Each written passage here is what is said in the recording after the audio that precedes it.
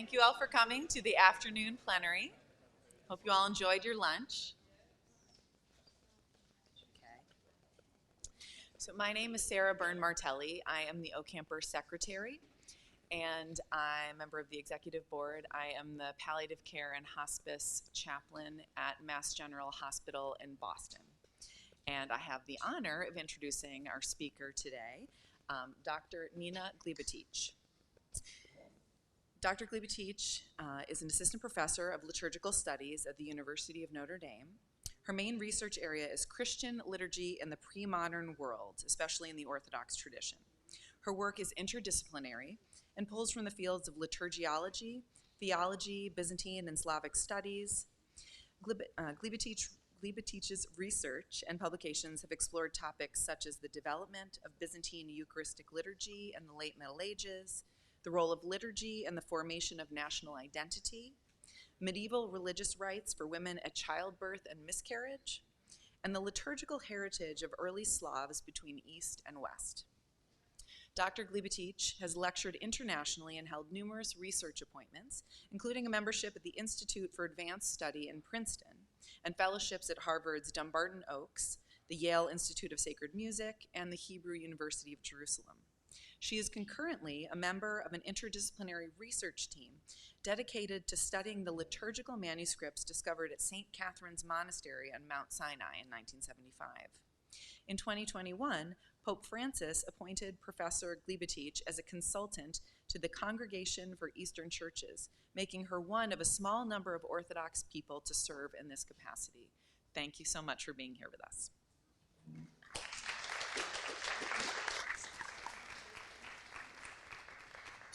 Okay, it's great to be here today.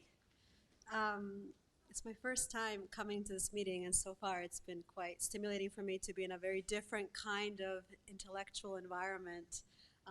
But since my work is in so many ways interdisciplinary, and since liturgical studies as a field is quite interdisciplinary, I feel myself at home also as an intruder.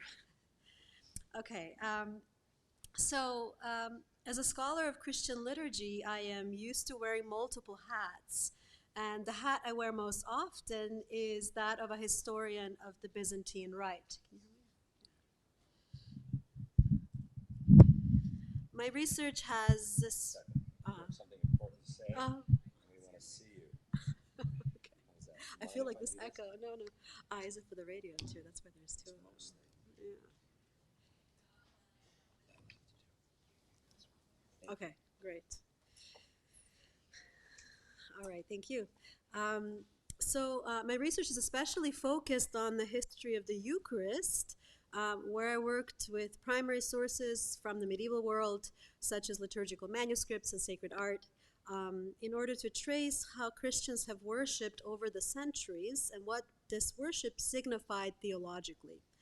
I have also worked on a range of liturgical rites pertaining to women, and most recently, I explored a late medieval rite that continues to be preserved in the modern Orthodox service books, familiar to many of you, I'm sure, intended for a woman after an interruption of pregnancy, either due to stillbirth, miscarriage, or intentional abortion. This and other rites of passage are interesting because they explore the ways in which the Church pastorally accompanied people through key transitional or otherwise challenging moments in their lives. These rites also provide the Church with an opportunity to step into what anthropologists call a liminal moment in the lives of people. That is to say, a moment of significant personal transition, such as childbirth and marriage, and fill this raw moment with theological significance. Now today, I wish to take a different approach. My paper today will focus on a subject that I find quite interesting and which I hope will be also relevant to many of you, namely human memory. More specifically, I will highlight some key conclusions about human memory drawn from the natural sciences, if you permit me, especially cognitive psychology and neuroscience, and bring these conclusions in conversations with notions of memory stemming from liturgical theology.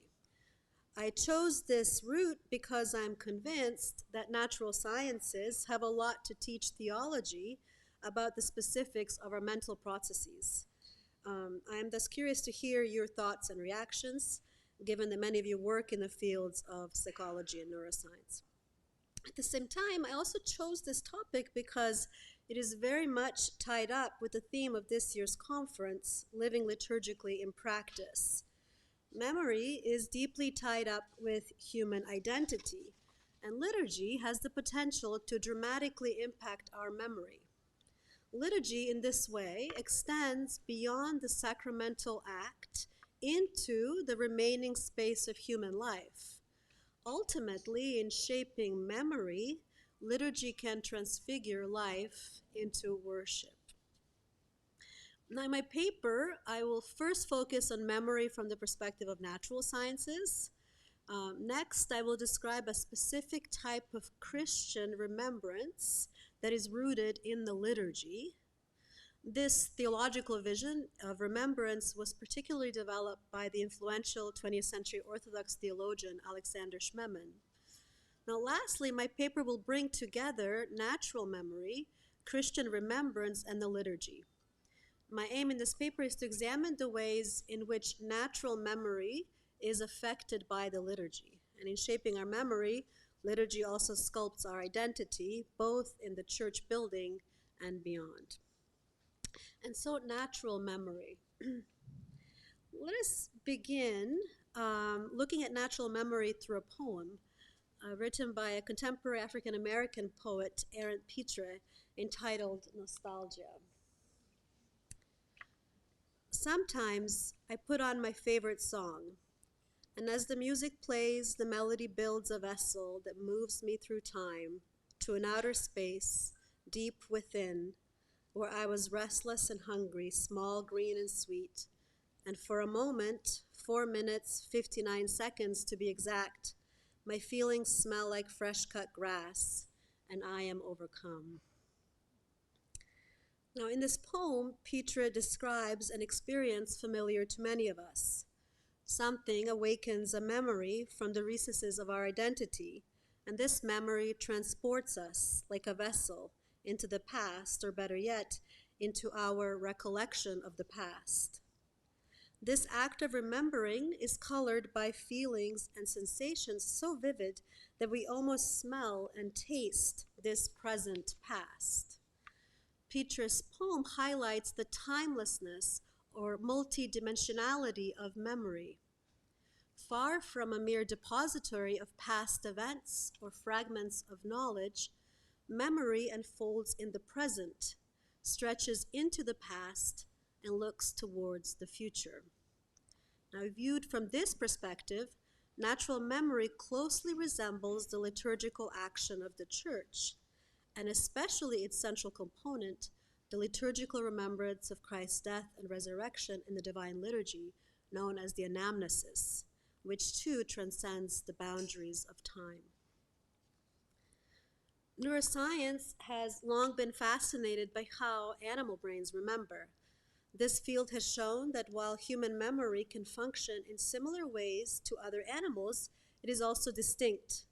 Most recently, researchers at the Center for the Study of Cultural Evolution at Stockholm University conducted a meta-analysis of nearly 100 memory experiments on 25 different species.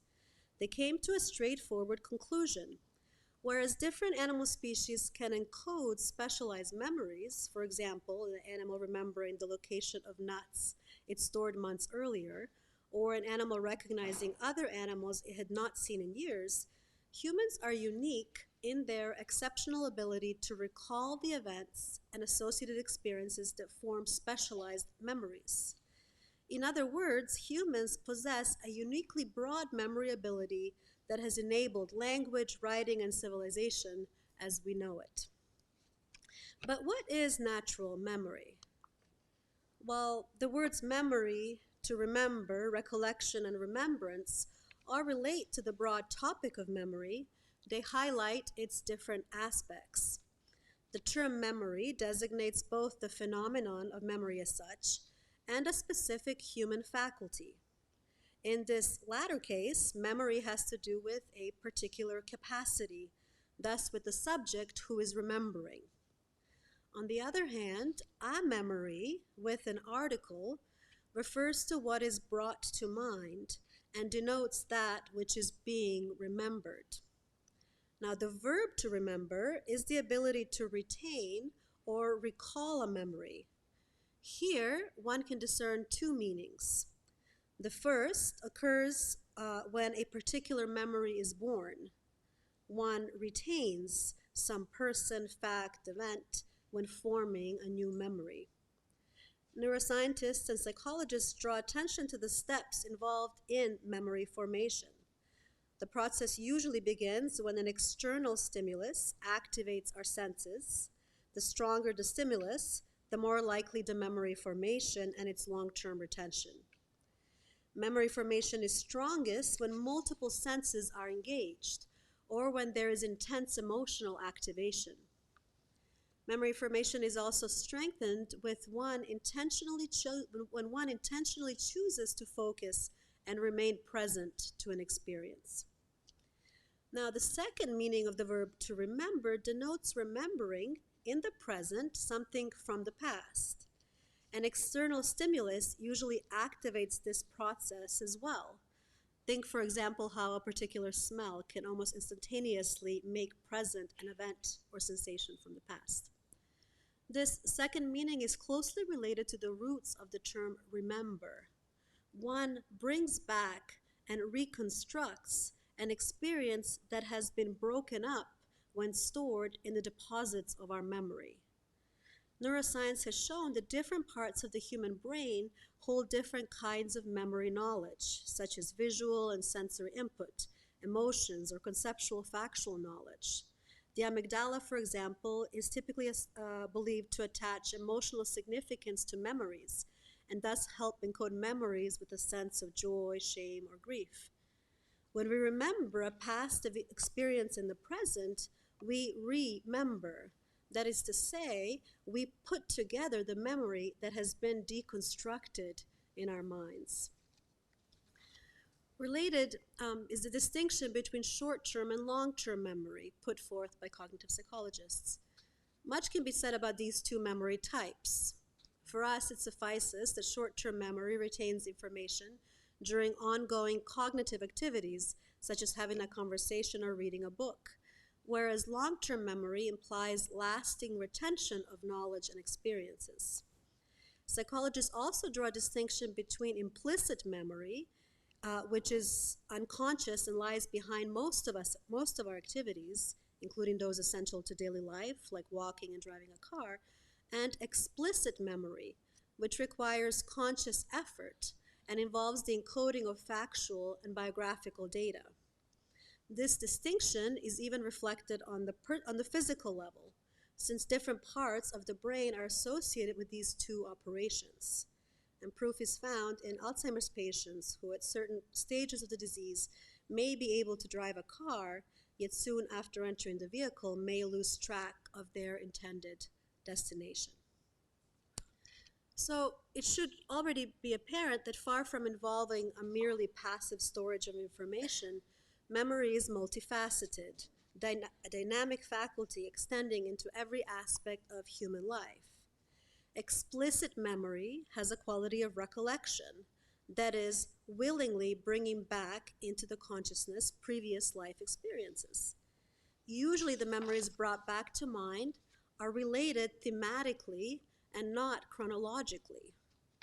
And recollection results in a new memory, a process that Augustine describes with the phrase memory of memories. Something in the present prompts a person to retrieve their memories, and only memories stimulated by the prompt come to mind. Neuroscience reveals that an individual not only remembers things through their own conscientious desire to recollect. Recollection may occur because of an unwilled memory. The brain recalls memories through various stimuli, such as visual prompts or tactile sensations that trigger a memory. Our sense of smell is located in the olfactory bulb of the brain, which lies adjacent to the amygdala and hippocampus, two key parts of the brain for the storage of memory. And this might explain how certain smells can trigger very intimate emotional memories, as alluded to in our opening poem by Aaron Petre. In Augustine's words, unless the memories were dug up by some reminder, I would perhaps have been unable to conceive them. Such unsolicited memories often result in an individual choosing to sit with the memory and conscientiously recollect the past. Recollection makes evident that memory is not restricted to the passive storage and retrieval of experience and knowledge, but is a dynamic and interpretive faculty. Because humans are thinking beings and their life takes place in historical time, the interpretation of our memories changes as we change, as we grow and mature. Pondering on the qualities of faded childhood memories, the poet William Wordsworth writes, quote, "The things which I have seen, I can now see no more," a phrase from his poem that inspired the title of my paper. One is unable to experience an event in the same way as before because no same moment can ever be recreated. Our memory is always selective and retains only a part of an experience.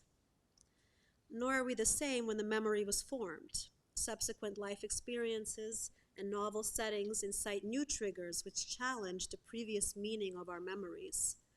On a physical level, each new memory shifts the neurological associations in our brain, showing the porous nature of human identity. As the bioethicist and theologian Melander writes, quote, "Each of us is constantly active in memory, constructing and reconstructing the story of his or her life." Now, the interpretive quality of memory is essential to personal identity. Humans exist and discover their personhood in time, in the experiences through which life manifests itself. Memory helps us restructure, interpret, and reinterpret anew, discern patterns in the story of our lives. Without memory, humans are unable to draw connections, similarities, and contradictions between the many events through which they construct a life story. Such a life would be characterized by a process of unrelated and isolated events, each always new.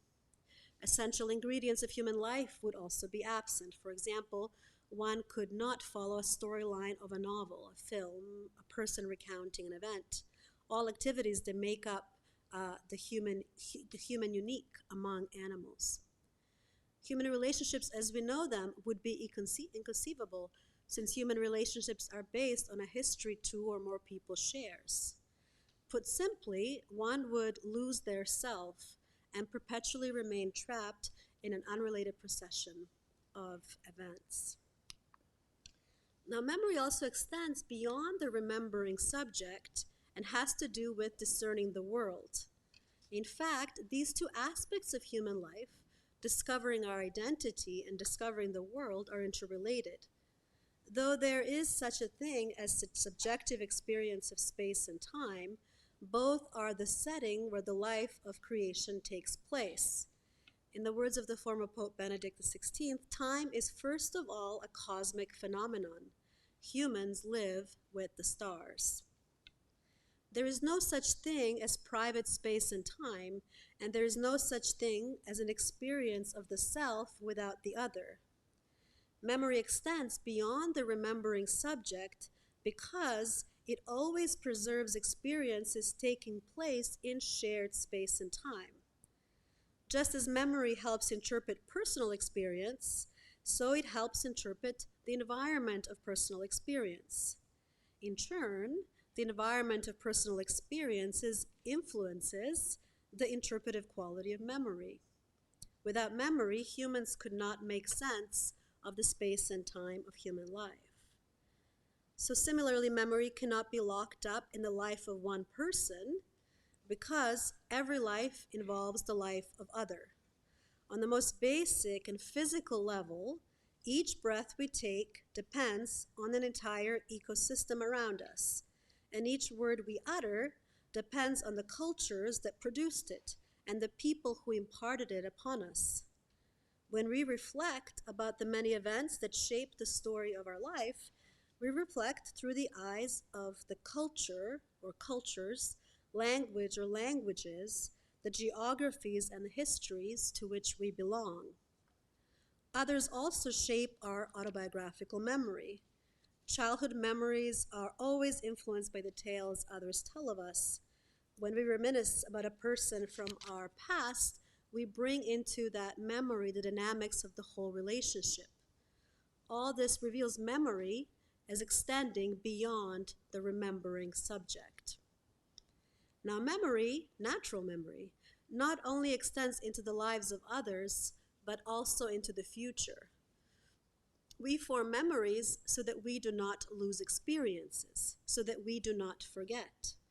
While the drama of human life takes place in the present, every moment, in the phrase coined by the psychologist Stephen Kreitz, unfolds in a tensed present. As temporal, incarnate beings, humans bring their past into the present, and their present, in turn, conditions their future. Neuroscience describes this relationship between memory and temporality on a physical level. Humans carry their memories principally via neurons in the brain charged with this task. One cannot but carry the past into the present because their past is physically inscribed into their bodies. Cognitive psychologists such as Daniel Schachter explain the future orientation of memory in evolutionary terms. We remember what will be useful for our survival and advancement in the future. Sometimes this process is intentional, though usually it is automatic and remains on the unconscious level. Now, theologians, on the other hand, describe the future orientation of memory by associating memory with theological hope. For example, Jacobs writes, quote, "If memory is the essential retrospective faculty, it will only be exercised by those who think such retrospection is potentially valuable. That is, for those who are hopeful. Hope is the virtue that prompts the exercise of remembrance. We hope that our lives make sense, that they have meaning. Hope links retrospection to prospection. It reminds that whenever we're looking back, we are simultaneously moving forward. In Jacobs' words, memory, quote, is always influenced by the way our prospective imagination is throwing us forward into the future. But the future, however, remains unknown, which characterizes human memory with a certain degree of mystery. And given the integral connection between memory and identity, our life too is thus also characterized by mystery. So we're left with one term to define of the list that I gave at the start of this paper. And this term, more than the others, reveals the place of memory in Christian life. This term is remembrance. The Oxford English Dictionary defines remembrance as, quote, memory or recollection concerning a particular person or thing, a commemorative discourse or mention, a memorandum. Remembrance most commonly denotes the act of remembering something or someone in a favorable light, such as a person once known or a book read and greatly enjoyed.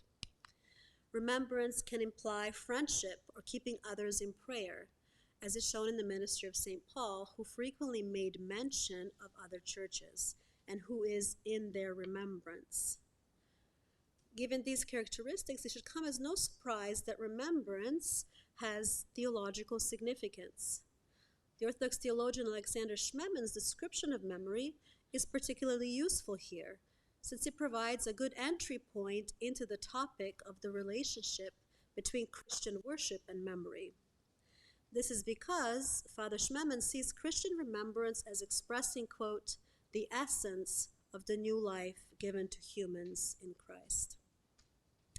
So like Augustine and other theologians before him in East and West who commented on natural memory, Father Schmemann describes human memory as a mystery, as an inexplicable gift. Memory revives the past. I quote, "One thing is without doubt. Memory is the human capacity to resurrect the past, to preserve knowledge of it within oneself. Now, what makes this faculty ambiguous is that the act of remembering is accompanied by the realization that this event was a once-for-all event. Remembering the past implies an absence, and this absence leads humans to confront their own temporality. In Father Alexander's words, in the end, memory in humans is nothing other than the knowledge, peculiar only to them, of death, of the fact that death and time rule on earth. While some neuroscientists might want to nuance Schmemann by noting that knowledge of death and the ability to mourn the dead can also be observed in other limited animal species, there is no debate that humans have a uniquely complex understanding of the concept of death, which features strongly in human sense of identity and thus our behavioral patterns. So memory, for Father Schmemann, in this way leads to sorrow, as it forces humans to acknowledge the unavoidable fact of death. Through natural memory, humans recognize life as dying. In Schmemann's words, through memory, humans simultaneously resurrect the past and come to know the shatteredness of their own life. Sooner or later, memory itself will darken, weaken, and be snuffed out, and death will reign. So this natural memory, for Schmemann, is in utter contrast to Christian remembrance, which is the essence of the new life given to us in Christ. In the Hebrew Scriptures, the term memory, when attributed to God, often designates an ontological relationship between God and creation. By remembering God, our existence becomes more complete, since our remembrance of Him is a living knowledge. Schmemann writes, if God's remembrance of man is the gift of life, then man's remembrance of God is the reception of this life-creating gift, the constant acquisition of and increase in life. Schmemann is here proposing an ontological understanding of memory, one which also implies that sin can be defined as an act of forgetting God. To forget in this case means to cut what has been forgotten off from life, to cease to live by it, to fall away from it. A biblical parallel is found in the book of Deuteronomy, and I quote, "If you forget the Lord your God and follow other gods, serving and worshiping them, I forewarn you this day that you will perish utterly." Here we're not merely describing the person who does not think of God. We're describing an ontological falling away from God, and therefore out of life itself, by ceasing to live through and in Him. By turning away from God, humans do not completely annihilate themselves, nor do they annihilate their memory, i.e. their knowledge of their own life. However, just as life without God is an entrapment in the mutability and corruptibility of time, so too, by not remembering God, our memory reduces to a continuous reminder of the irreturnability of the past, of our life as dying. So the life-giving faculty of Christian remembrance, as described by Father Schmemann, aims to transfigure the natural, death-reminding memory of the human person. This idea is most profoundly expressed through the theology of Eucharistic remembrance of Christ's salvific activity. Yet, as we saw in the first part of this paper, natural memory is involved in every aspect of human life and is essential to our identity as human beings.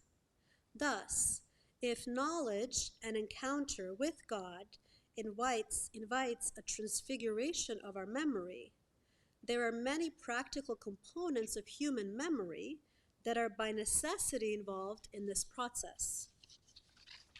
In the final portion of my paper, I would like to turn to some of the practical components of natural memory and how they intersect with the liturgy and life. Now, while neuroscience often speaks of the essential connection between memory and identity, In theological discourse, we underscore liturgy as essential to Christian identity. Liturgy is seen as expressing and forming belief. Liturgy defines the Christian community. Liturgy forms the individual. In this sense, liturgy is also the place par excellence for the formation and recollection of Christian memory. But to what extent does the liturgy operate according to those categories seen as formative in memory formation? Of late, the study of the history of Christian liturgy has witnessed a surge of interest from beyond the traditional domains of its study, like theology or philology. Art historians, cultural historians, and social scientists, many of whom are not Christians alike, have come to see liturgy as an important space for exploring a variety of topics and coming to deeper understanding about the histories of past peoples. The reasons for this are apparent to most practicing Christians.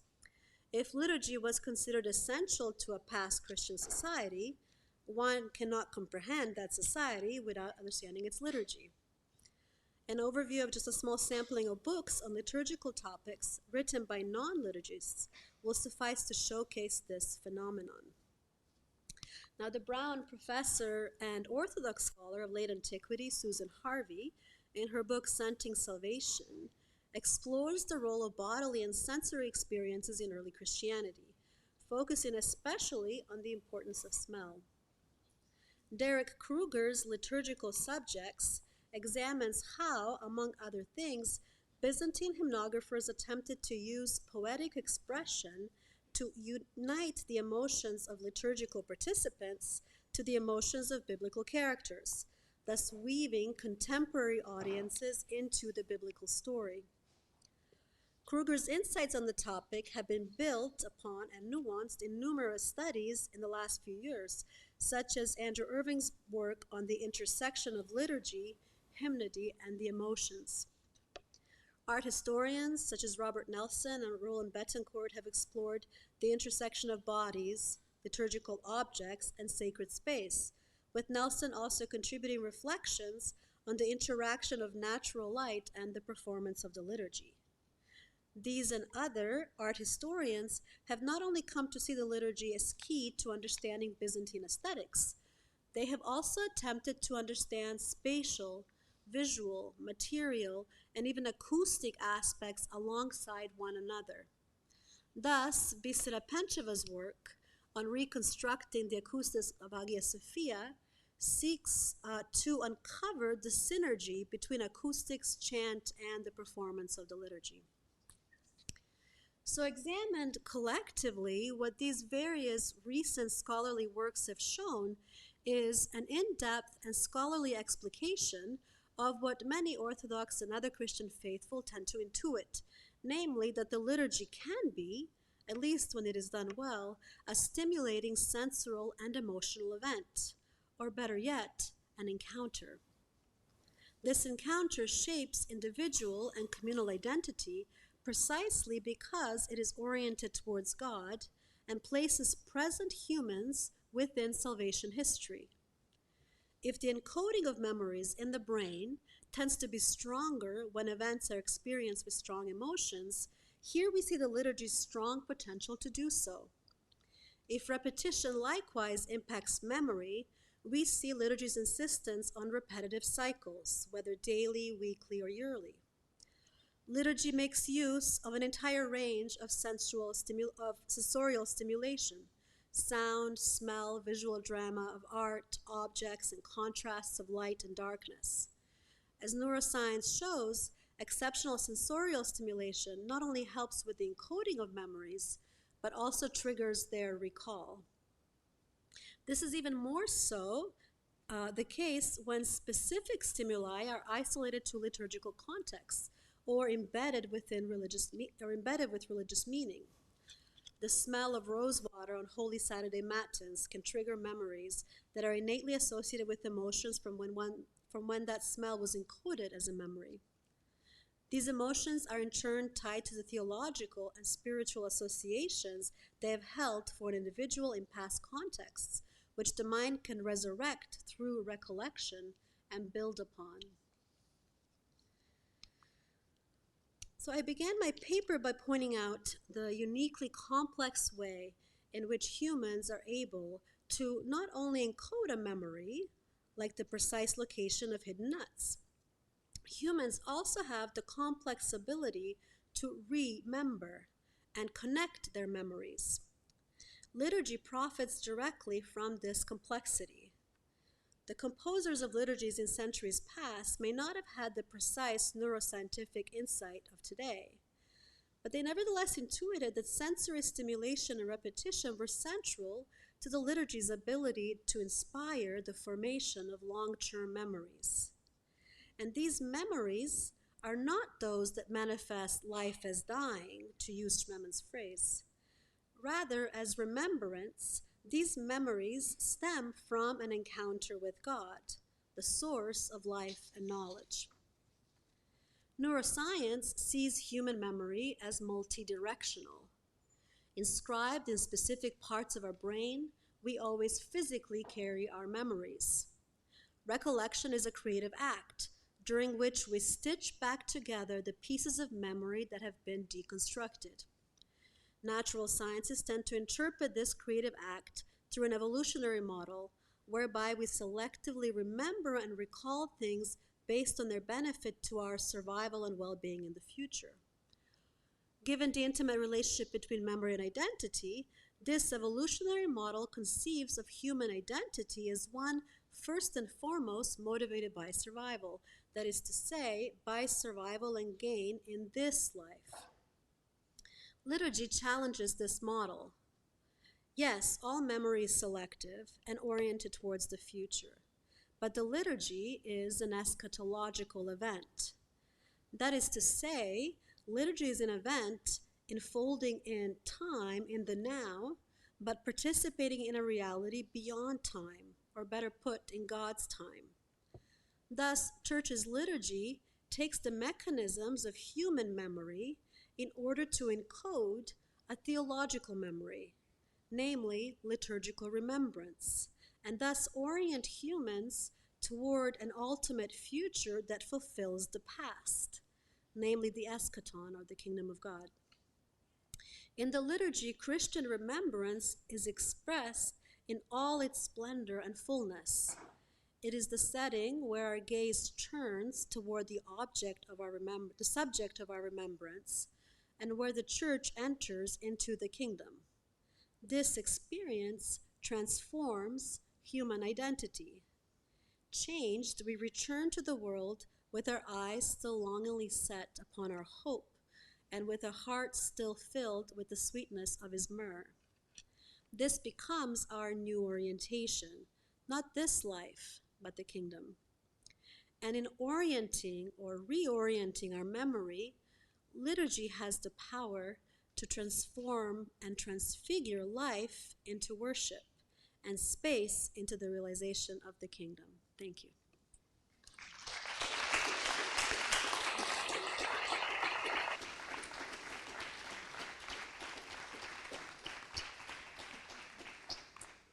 Thank you, Dr. Glibetic, for that compelling and thought-provoking presentation.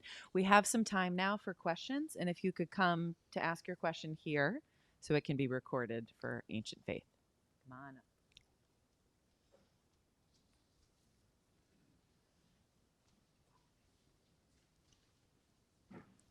up. Professor Glibetic, thank you so much. That was brilliant and very inspiring.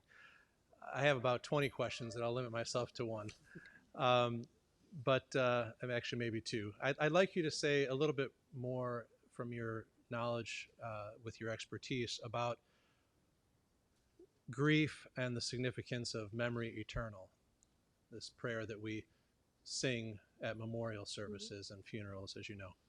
I think it ties in with much of what you were saying about the ontology of memory and all of that, but I'd like to hear you say a few words about that.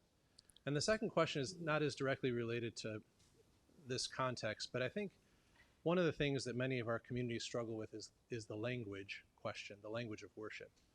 And I wonder if part of the challenge that we face in trying to shift the language of worship, let's say, to the vernacular, isn't also about memory, right? And how we remember, how certain words that we hear or hymns that we hear in a previous language bring us to some place. So I was wondering if you could say something about that too. I'll start with the second question because I think it can easily lead us into the first. Yes, absolutely. I mean, part of memory formation, part of natural memory formation is attentiveness, right? It's sort of being present to what is happening. And what's amazing with liturgy, thinking from the perspective of kind of neuroscience, is that liturgy pulls out all the tricks, right? I mean, right? And so, like the entire setting and all the activity and agency within that setting sort of accommodates human fallenness, forgetfulness, right? Lack of attentiveness, all those things. At least tries to, right? And its repetition fills in the gaps, right? And so over time, one really can live the liturgy of the church, right? Language, yes. I mean, it happens all the time when, like in the Serbian church which is my own jurisdiction, we tend to use, Serbian tends to be used by the clergy, and then Church Slavonic tends to be reserved to the choirs, mostly because we haven't transcribed into musical notation a lot of the music. Although we're seeing Serbian also in performance of liturgy. But then here in North America, we've been moving around a lot for different projects and so on. And so when I'm in very Church Slavonic settings, I sometimes witness people when they switch to an English liturgical setting. And all of a sudden you see them really saying, oh, that's what that meant, you know. Sometimes it's like very common phrases, perhaps that they've been singing a huge chunk of their life, right? So yes, we are many things, including cognitive beings, and part of our active liturgical, part of our encounter of God in the liturgy also involves our cognitive processes. He doesn't have to. That's not the only way to encounter God in the liturgy, right? But it's one very profound way to encounter God in the liturgy. And so the liturgy should be intelligible as much as possible. I mean, it's kind of straightforward, right? We carry so much of the kind of tension of cultural change and transformation when we think about the vernacular. And as somebody who works a lot with Church Slavonic texts and Greek texts, I know when I enter in sort of the cultural space of Church Slavonic and I'm listening to Church Slavonic, I, as a scholar, can in that moment see the richness of a particular word. You know, it's going to trigger me to remember, oh yeah, it's associated perhaps with like pre-Christian and like Greco-Roman thought, right? It has a whole heritage, something sort of I'm teaching my students in class or whatever, you know, like intellectual theological concepts that are meaningful to me, right? And that's true, right? That's a certain kind of cognitive engagement, a very rich cognitive engagement that sort of transcends cultures, right? Or allows a participant to transcend culture. At the same time, I mean, it's not obligatory or necessary at all times, right? So like on a very basic level, yes, the liturgical event is a mystery, but we as cognitive beings participate in this mystery, and all of our personhood should be engaged, right? And it's the church's responsibility to make that as much as it can possible, right? Yeah, in terms of making memory of, in the context of grief, several years ago, a very good friend of mine who was, she's a Serbian woman who lived in Bosnia, and she was very much loved by the local church and the local monastic community, and it's a very kind of youthful diocese, and she passed away very young. She was in a car accident. It was a total shock for the whole community. And the local monastery invited her. They knew how much she loved the monastery, so she was buried at the monastery, and the whole community came. It was a very kind of moving, kind of transformative moment for a lot of people. But everybody kind of spontaneously burst into the resurrection traparia, you know, as part of her funeral rites, because it was just so clear to everybody, like that the sort of our belief in the resurrection was going to kind of transfigure the grief in that moment. And it wasn't just like a thing of hope. Yes, it's a thing of hope, right? But we really do believe that liturgy is truly an encounter with God, right? And also with the assembled church that exists in time and outside time, right? It's the great paradox of Christianity, right? And so we liturgically truly encounter those we pray for, right? And so, yes, and that sounds like a lot of liturgical theology, but just in my own personal life, I've felt that many times, where I just kind of, things happen in liturgical settings or not, where I'm like, oh, like I just kind of into it, I can just see, right? There's kind of a certain bridge, just kind of, I can just see somebody important to me who may not have been declared a saint, but who I know is a saint, like who I know is with God in the kingdom, is telling me something I need to hear, right?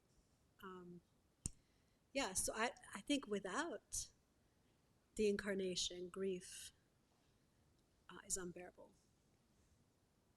right? Like it's really the incarnation. And I think that which is not just sort of, lots of other religions sort of deal with grief in a lot of different ways, and some of those are very fruitful,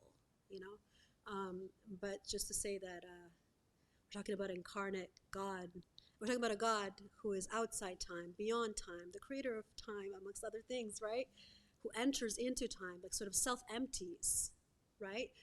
Particularly to burst this limitations of history into eternity, right? And so to pull us with him, right?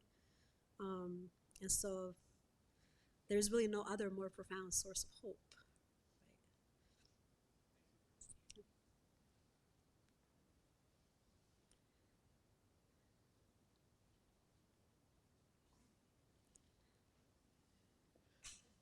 I don't know if the microphone is on, but so also thank you. Sorry. So in one of the previous workshops, we talked about forgiveness and sort of on the flip side of memory eternal. I guess I was wondering if you could speak sometimes when we encounter, whether in others or in ourselves, our own experiences of grief can sometimes cause us to forget. And there's a way that sometimes that forgetting can be quite healing and quite beautiful, and glory to God, we can kind of forget things and are able to move on. And other times, even though we might forget maybe sort of on a cognitive level, we still bear those marks. Right. Even though Lord, when he was resurrected, he still bore his wounds. And I guess I was wondering if you could kind of speak to that, and sometimes remembering those painful memories can be quite difficult and painful. Sometimes they're healing and beautiful, but just as often they're not.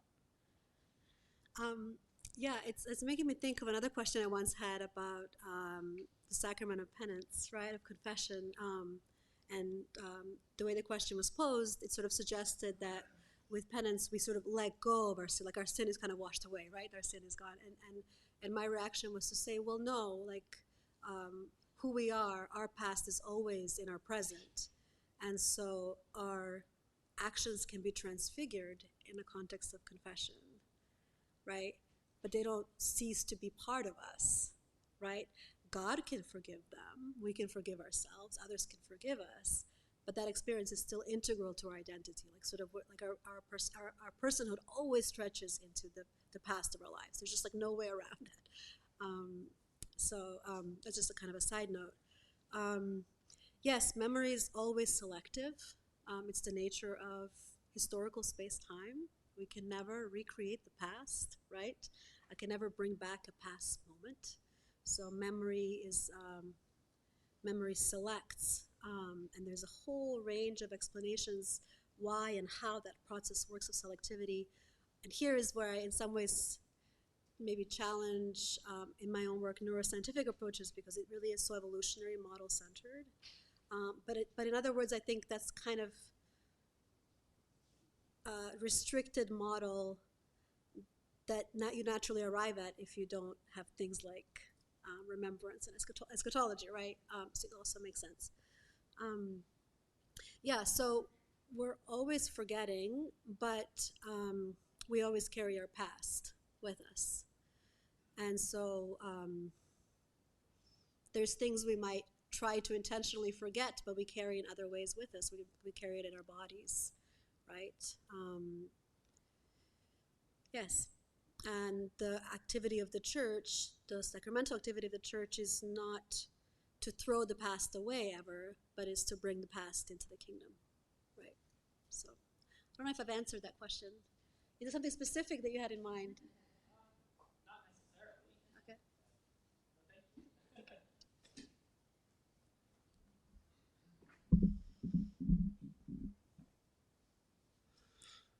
Thank you so much, Doctor. Just beautiful. And I'm blind, obviously, but part of your talk was very powerful to me because you said memory is if you stop and actually think, I want to remember this, that it actually can help your memory. And I do remember when I was told I was going to go blind as a young boy, I always remember stopping and saying, Lord, please let me remember this sunset on a lake in northern Minnesota. And I still can to this day, even though I can't see today. So it's very, very powerful. But my question is, if what I'm hearing you say, then like I'm thinking like when our kids are young and for parents, for encouragement, that repetition and the sensual elements of, kissing icons or the incense or, or what you were just saying about confession, if they go to confession at a young age and it's a positive experience, even though they're 10 years old and they're confessing they got angry at their brother and the priest is loving, whatever, that these repetitive things actually do stick with them. Because I think as parents, we always kind of wonder, our kids are running around, they're yelling during liturgy, and it's like, is this really, so could you just address that as from like a parental perspective? Yes, and I would, for kids it's sort of obvious, but I think the physicality of our life is something, and so going through processes in a physical way is something that is always a necessary pedagogical tool, right? Like there's really no even intellectual processes without the body, right? So even for adults, I would say the same thing, right? Yes. To speak from my own personal life, so I have 3 kids, and we live so I work at University of Notre Dame. We're in Indiana for a big chunk of the year.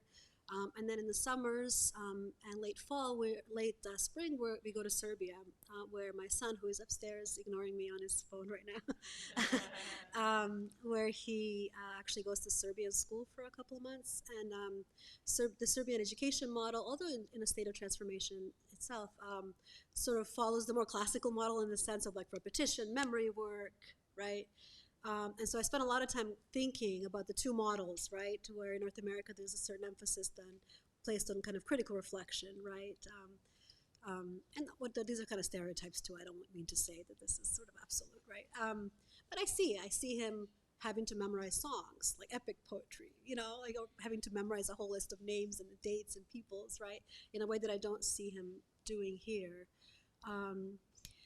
So people will say he doesn't, that model of education doesn't necessarily work because you forget that over time. And yeah, you do forget that over time. And yeah, if that knowledge isn't deepened as we transform in time, who we are, you can sort of lose it, but something does stay, right? So it's this, what's really cool about the structure of the liturgy and the structure of ritual in general, but liturgy of course is unique, is that it persistently insists on certain physical, spiritual, mental, kind of cognitive process that through its repetition is always new, even on a very natural level, because we're never the same, right? But it's also always new in the sense that it's an encounter of God, right? Yes. I mean, absolutely.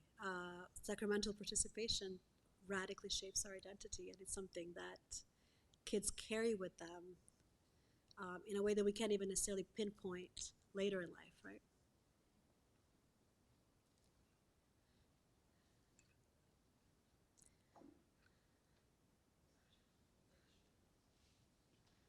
I don't have a question, but I have a funny story that relates to your presentation that I think you and the audience would appreciate.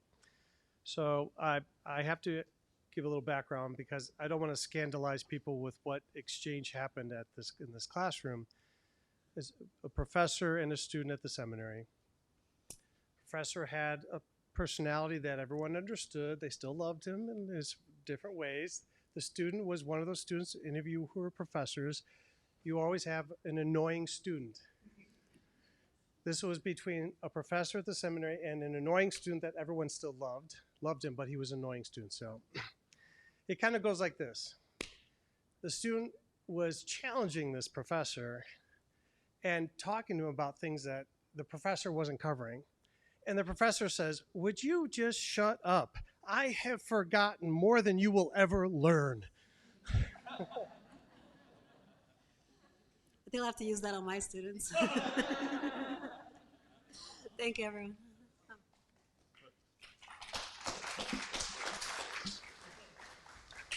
So I'm sorry, I just wanted to, it's not a question, it's just something to think about. Many of us here may have heard of the book, The Body Keeps the Score. Yes. This is one of the best books that I've read. I think it's something that everybody, medicine, psychology, religion, should read about memory and trauma. And so, anyways, I just thank you for your presentation, and I just wanted to share that with everybody. Thank you. Yes, I know the book is. Well, thank you so much. We're so glad that you are here.